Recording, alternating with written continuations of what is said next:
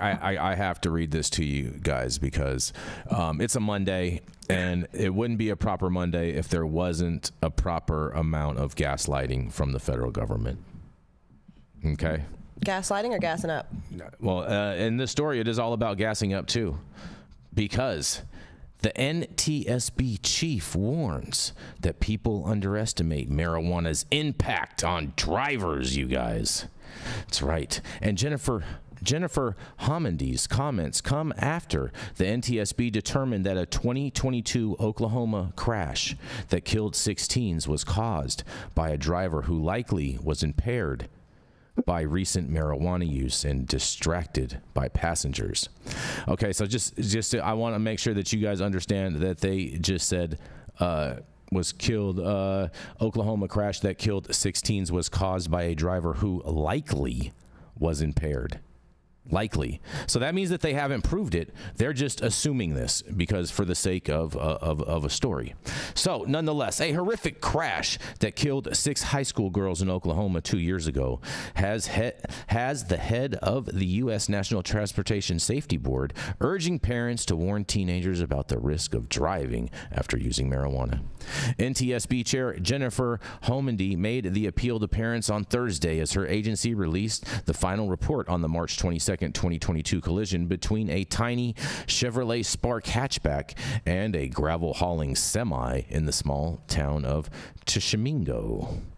The board, after an investigation by staff, determined that the crash was caused by the 16-year-old driver slowing for an intersection, then accelerating through a stop sign because she likely was impaired by recent marijuana use and was distracted by having 5 teen passengers in the car. In an interview, Hammondy also said that the cannabis problem isn't limited to teens, and as more states have legalized adult use marijuana, teens and adults tend to underestimate the risks of driving under the influence. In a quote, "There's a perception that in states where it is legal, that it's safe and legal to drive impaired on marijuana," she said. In its report on the crash, the NTSB cited studies showing that marijuana decreases motor coordination, slows reaction time, and impairs judgment of time and distance, all critical functions for driving. Currently, it's legal for people 21 and older to use marijuana for adult use in 24 states plus Washington, D.C., and according to the Insurance Institute for Highway and Safety, Oklahoma doesn't allow adult use, but like most states, it's legal for medical purposes. Driving while impaired by marijuana is illegal in all states and Washington, D.C. The NTSB, which investigates transportation-related crashes but has no regulatory power, put out a safety alert on Thursday urging parents to talk to young drivers about how marijuana can impair driving and how they can make responsible choices to avoid driving while impaired or riding with impaired drivers. Hammondy said that states that have legalized marijuana are behind in making sure people know that it's illegal to drive under its influence. Over half of Americans live in a state where adult use cannabis use is legal, she said, and in a quote, "Unfortunately, I think state laws that are legalizing adult use and medical use of marijuana have really come before thoughts or action on what they are going to do about traffic safety," Hammondy said. "They are far ahead on legalizing it, but very far behind to traffic safety." States, she said, need to collect more data on legalizing marijuana has affected traffic safety, and they need to start enforcing laws against driving while impaired by cannabis. Enforcement has got to be there in order to deter, she said. One study on crashes in Washington state, which has legalized adult use marijuana use, showed that more drivers involved in fatal crashes tested positive for marijuana after it became legal, the NTSB said. And in Tishomingo, about 100 miles southeast of Oklahoma City, 6 high school girls got into the car designed to carry for a lunch break, the NTSB reported. At an intersection, the driver slowed to 1 mile per hour but accelerated and didn't come to a complete stop for the Stein. Instead, she sped up and turned left in the front of the gravel truck. The truck driver braked and steered to avoid the spark, but hit the driver's side and just under 50 miles per hour. All 6 teens died of multiple blunt force injuries, and teens on blood taken from the driver's body found THC concentration of 95.9 nanograms per millimeter, and the NTSB said if such a level of THC, the main chemical component of marijuana, were found in a living person, it would indicate a high likelihood that the person had used cannabis very recently and therefore was likely still experiencing an acute impairment of impairing cannabis effects, the report said. But the NTSB cautioned that body cavity blood samples can sometimes be contaminated by other body fluids or by THC from other tissues, including the lungs, that may contain high concentrations. In addition, the Oklahoma Highway Patrol found vaping mouthpieces and cannabis buds in the car at the scene of the crash, the report said, and the NTSB recommended in the report that the Oklahoma State Department of Education develop a drug and alcohol abuse curriculum for local students, districts that tell students about the risk of cannabis-impaired driving. At present, only Massachusetts and Rhode Island have such course requirements, the NTSB said, and the agency also wants the Governor's Highway Safety Association, a group of state highway safety officers, the National Conference of State Legislators, and the National Association of State Boards of Education to inform members about the Tishomingo crash and the need for cannabis information in school driver education coursework. The Safety Association said in a statement that cannabis-impaired driving is a growing safety concern, and state highway safety officers are focused on eliminating all impaired driving. And a quote says, "We have to start communicating well ahead of time to kids that driving, having ingested or smoked or inhaled marijuana is impairing, and it's a risk to them and a risk to others," Homendy said.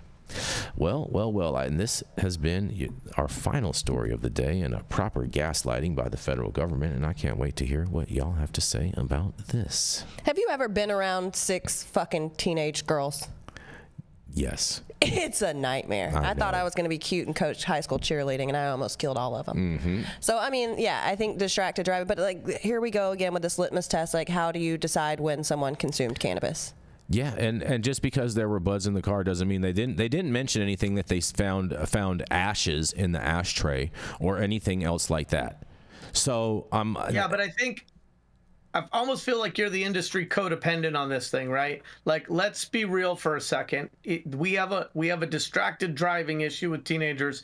We also know that there's a difference between ingestion versus inebriation. And we also know that we've had a medical program in California since 1996, and we still don't have the science to allow a woman like this, who I would believe is trying to do her job, to have proper scientific guidelines with which to create a DUI program that is based on science. Right. And so they're at a real disadvantage. There's a real issue here. I don't want my kid in a car with another kid who's chomping on a blunt while they're driving down the road. I don't think any good comes from it. And but that's all in just teaching your kids not to, you know what I'm saying? That's just in good parenting.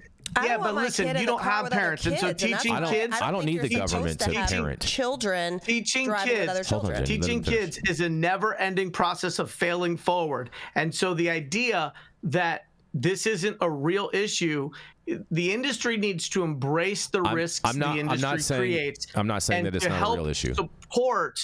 To support the science to allow enforcement agencies to issue DUIs when somebody is impaired. And, you know, when we say, well, it was in the car, but there wasn't any ash in the ashtray, like, Jason, that's splitting hairs in a place where I don't think the industry should be splitting hairs. I think we should, because my point of why I'm saying gaslighting is because they are only assuming that cannabis was evolved and creating this public fear around a crash that they don't even know if the girls smoked cannabis in. And I think that is just total gaslighting, and I'm not for that in any way whatsoever. I mean, here's where I disagree with you. You know, when they say, well, there's smoke, there's fire. Okay, these teens got in an accident. The driver had it in their blood. They don't have any footage of them actually consuming. Doesn't matter if they had it in their blood. You know, it can stay in there for 30 days. And so whether they were or were not, this is a case study for a bigger problem that industry should be supporting a solution for, which is that we don't yet have a way to measure scientifically what impaired driving is, and we need that. Now, and I they've agree. been running Can I at say it, something to this? that for a long Let me time. step in. Hey, let me talk. Well, go ahead, Brandon. So yeah, I was actually a guinea pig. I was actually a guinea pig for the Missouri Highway Patrol. So I think I've told this to you before, but I went down and took on my normal thing. Hey, you woke up in the morning, come be yourself. We're going to take all your baseline tests, your blood pressure, your heart rate, all that fun stuff. We're going to only give you 20 grams of a 1A gummy. Then we're going to test you again. And they gave you a full field sobriety test. There were 7 of us that came in, said, hey, we're willing to take this cannabis and let you test us. And then they said, go have fun and do whatever you want. I took 240 milligrams of RSO on a cracker and still 3 of the 7 of us tested as anomalies where our blood pressure, our heart rate did not increase, did not change. Our performance on the actual sobriety test itself increased. I was actually the best doing the sobriety test when I had smoked the most cannabis in their eyes. So, like, I am all for trying to find a way to be able to enforce that those people that have been impaired, are impaired, shouldn't be driving. But for people that consume regularly all the time to say, hey, because I have cannabis in my system means now I'm impaired to drive, for me, that's kind of a stretch. Of course not. And we're not suggesting that Mothers Against Drunk Driving has this issue right. But if you want to stand up an opposition group called Crackers on RSO, you could do that for sure. I mean, Why's it got to be crackers? Why? Listen, the chat has already been racist and acted like teenage girls today. We don't need to. We don't need to bait them any further. I saw that. It's been toxic. A lot of small dick energy happening in chat today. They tried to fire poor Chris Brady. Like, we love him. He comes in for free every day and make sure that you guys don't act like bigger idiots. Chris keeps it lively. We love Chris. Lively. We're not firing him. Yeah, he's teasing me about all sorts of things, and when I'm not getting teased by him, I wonder what's wrong with me. I don't know. I just feel like this is total gaslighting, and I do believe that it's a tragedy that these girls all lost their lives. They were at a very young age. Yes. It's super sad. And we need science, Jason. We need science. The one thing that I was going to agree like with this don't have to rely upon fuzzy logic about what is and is not impaired driving. Well, the one thing I was. But it's different for every person. Hold on, Brandon. The one thing I was going to agree with you on, Yarrow, is that the reality is that there needs to be a industry-based solution for this. I totally agree with you on that, because if we allow the governments or other outside parties or regulators to come in, they're going to totally fuck it up, and there's going to be a lot of false positives where there wouldn't be. And I do think that that the state of California and other states should come out with some type of like some kind of test, like a actual driving test, to where then at that point it would show that you can drive with cannabis in your system, and you get like a little pot leaf on your driver's license next to your little donor sticker. Not a little pot leaf on your driver's license. Jesus Christ. I mean, like, here's what I think. I think that we need to address cannabis and driving in adults who are probably, developed enough to be driving. I don't think the 16-year-olds should get a license. I'm sorry to all the 16-year-olds out there. I get it's a rite of passage, but I think we need to bump that age on up to 18, because like we've time and time That's again, fair. we're seeing that these 16-year-olds are not mature enough, not responsible enough. Like, you're Especially fighting nowadays. with your boyfriend, you're angry, you're texting him and driving, and like there's so much distraction going on. Can you imagine what that car sounded like with 6 teenage girls in the car? Can, and it's horrendous. And Taylor Swift just pumping. You took my lines. I was just going to say, it sounded like Taylor Swift and a bunch of tone-deaf sing-alongs. Also, how do you fit 6? What kind of car was this? It was a little Spark. They were sitting on each other's laps. It was only a 4-seater. They were over capacity anyway, and I think most states have laws where at 16 you can't have passengers that are children as well in the car. And so like there's so many things that shouldn't have happened, and I hate to see, I'm so sad for those families that lost their daughters. That's horrendous. But I hate to see cannabis once again being blamed for what is absolute negligence. Exactly. But until we have those guidelines, it will continue to be scapegoated. And so that's what we need, is guidelines for impaired driving, understanding that everybody has a different interaction with their endocannabinoid system, but we need to come up with standards, guidelines for impairment, and then that's the only cure here. Because otherwise, every single time that there's cannabis involved, it's going to be the redheaded stepchild, and it's always going to be blamed. It happened with Fiona Ma when she got hit by a driver, and they alleged that the driver, and she said, cannabis industry has to get themselves together. And I wrote a scathing op-ed back at her. Thank God Heidi Minks took out all the anger in my words and made it seem a little more lovey and touchy-feely. But, cannabis is going to continue to be maligned until we have those guidelines. And so we need those guidelines desperately. That's fair. I think those guidelines should be for adults, though, because no one in this car, here's the thing, all right, right? If I go out and do something illegal, there's not a litmus test for how illegal it was. 16-year-olds aren't allowed to smoke weed, period, point blank. It happens, but they're not. So there shouldn't be a litmus test on how they were impaired. It's 16-year-olds did some dumb shit, had a wreck. It's sad, but those guidelines are going to fall into place for adults. This story is completely out of all that, period. So here's my thing about it.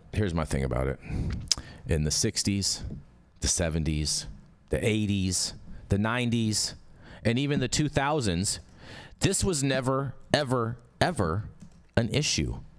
But yet, cannabis was always available to people that wanted to get it. They just had to figure out how to get it, and people did. Okay? And so why this has all become an issue now is just totally beyond me, and I believe that it's a manufacturer crisis.